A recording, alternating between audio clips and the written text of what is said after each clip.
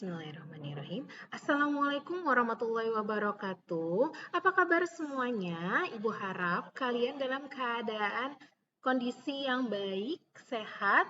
Jadi kalian semangat untuk mengikuti materi komputer hari ini ya. Nah, untuk materi komputer hari ini kita akan membahas bagaimana caranya menggunakan ikon menu standar pengolah kata. Nah, kalian tahu nggak apa? Yang pertama ada icon bold, yang kedua ada icon italic, yang ketiga ada icon underline, kemudian ada perataan teks, dan ada tambahan nih, yaitu icon font color. Ya.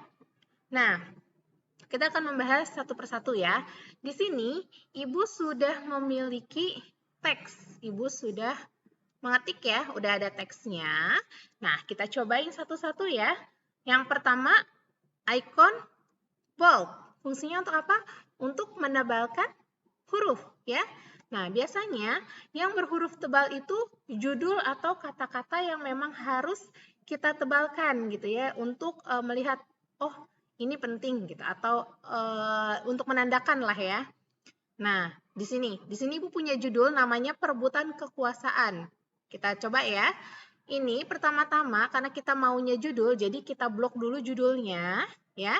Kemudian kalian ke tab home, pilih icon bold. Nah, di sini sudah terjadi perubahan ya.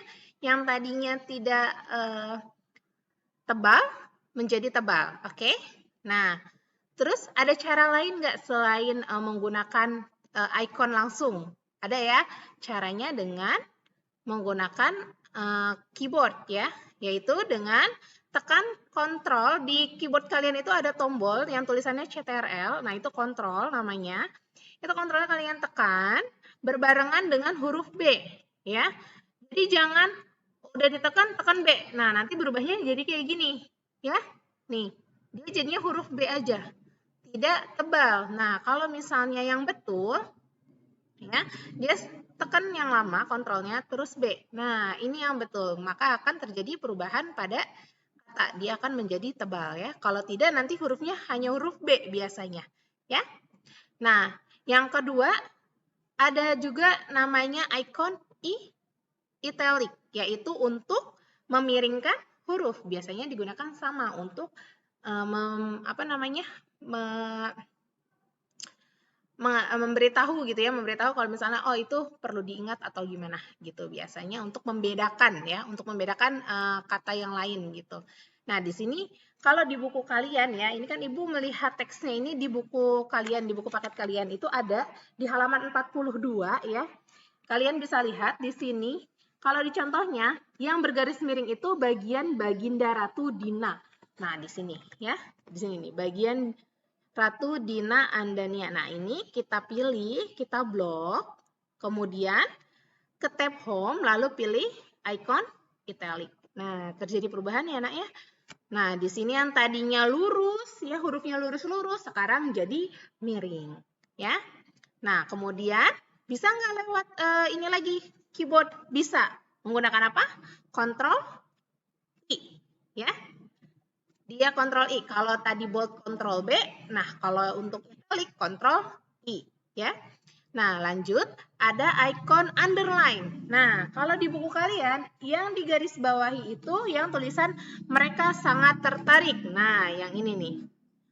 Mereka sangat tertarik. Oh, ternyata Ibu nggak ada. Yang ini aja ya. Kita coba gini aja nih. Nih, mereka malah berharap Baginda ini aja. Kita yang kita ini aja ya, karena ternyata Ibu keselip satu. Ya, ini aja. Yang mereka ini sampai akhir. Nah, ini kita garis bawah ya.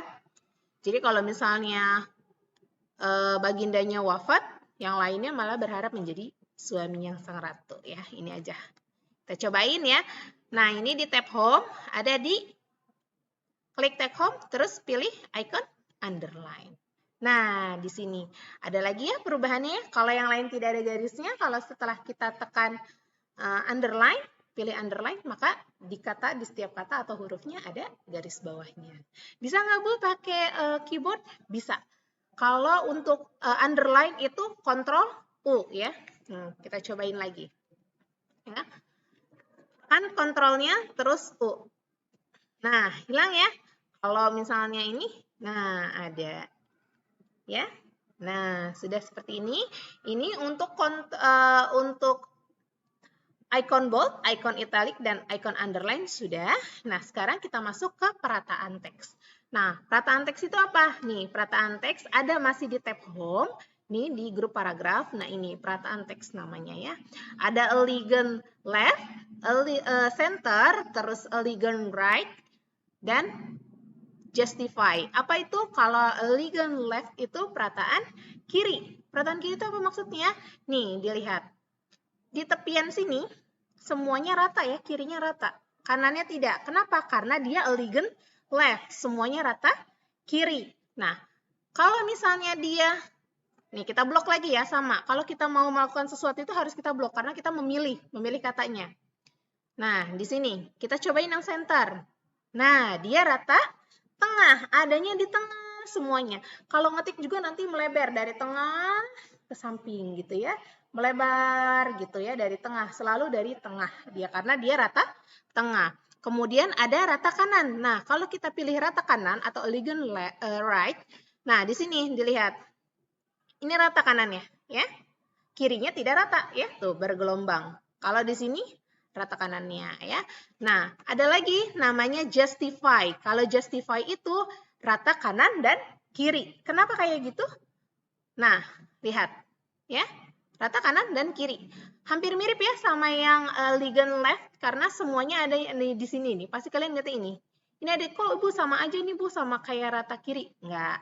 Lihat, kalau rata kiri kita cobain.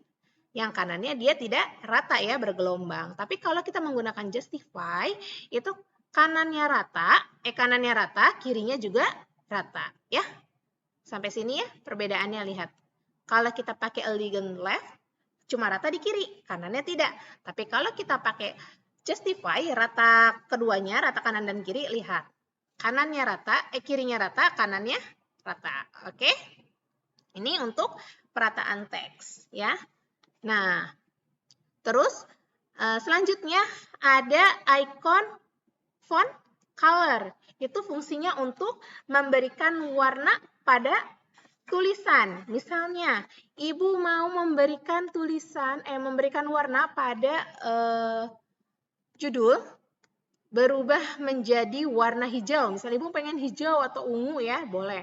Nah, ini caranya biasa kita blok dulu, terus kalian pilih ke home, ada di icon font, ya, font color. Nah, ini bisa kalian pilih tuh ya, dia berubah ya.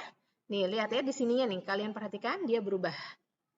Kalau kita pilih warnanya, dia berubah. Nah, misalnya Ibu mau berubahin warnanya jadinya merah.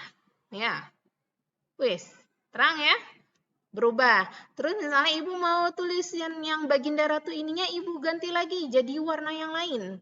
Bisa ya, berubah jadi warna biru. Nah, sekarang Ibu tanya, fungsinya apa sih Bu kita belajar ini? Lihat, kalau sebelum tadi ya, itu tulisannya monoton ya kan, nggak ada yang tebal, tidak ada yang miring, tidak ada yang bergaris bawah, itu kelihatan biasa aja tulisannya ya, kayak tulisan biasalah gitu. Kan kalau seperti ini kan udah berwarna, ada yang tebal, ada yang digaris bawahi, jadi lebih menarik. Jadi fungsinya kita menggunakan icon standar pengolah kata ini, selain memang ini sering digunakan ya di dalam kita mengetik, ini juga bisa memperindah tampilan atau tulisan kita ya Nak ya. Nah, itu fungsinya. Nah, sampai sini kalau mau ada yang bertanya atau masih kurang paham, boleh kalian pribadi ke Ibu ya.